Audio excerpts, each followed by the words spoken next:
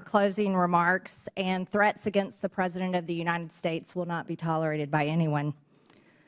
And the math does add up. The United States is $36 trillion in debt. $36 trillion. There's plenty of spreadsheets that show that. As a matter of fact, there's a debt clock. You can watch it continue to tick upwards every single day. In fiscal year 2024, the government spent over $1.8 trillion more than it took in. And in fiscal year 2025, the interest on our debt is expected to exceed $1 trillion. That's everybody. I don't care how you vote. The American people do not want to continue to fund these propaganda campaigns, regime changes, terrorist, LGBTQ initiatives, diversity, equity, and inclusion, and other Democrat globalist initiatives.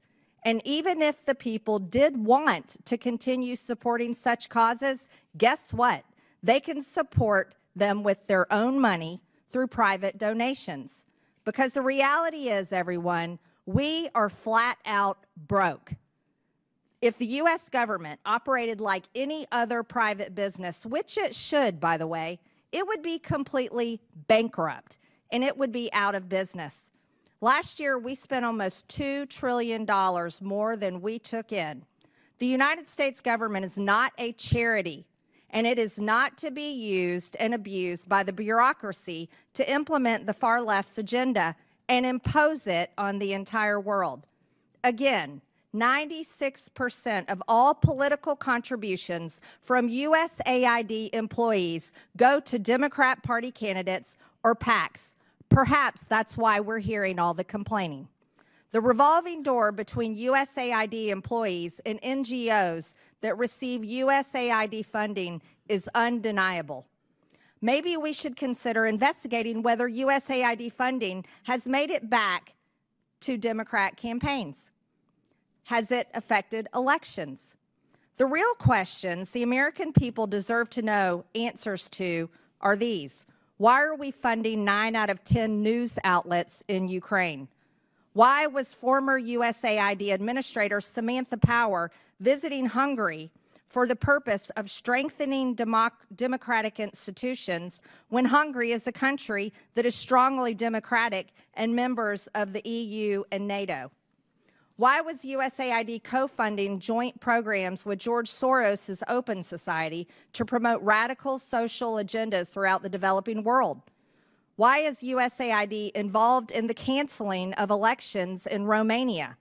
Why is USAID involved in funding court changes in Albania that resulted in the prosecution of the Albanian opposition leader? Why is USAID funding censorship laws in Brazil to silence Bolsonaro? Why is USAID involved in funding the Syrian civil war? What we have learned here today is that USAID has been used as a tool by Democrats to brainwash the world with globalist propaganda to force regime changes around the world. But if USAID funded terrorism that resulted in the death of Americans, then this committee will be making criminal referrals. Lastly, if this is the funding that has come from the USAID, the United States Agency for International Development needs to be abolished. With that and without objection, all members have 5 legislative days within which to submit materials and additional written questions for the witnesses, which will be forwarded to the witnesses. If there is no further business without objection, the subcommittee stands adjourned.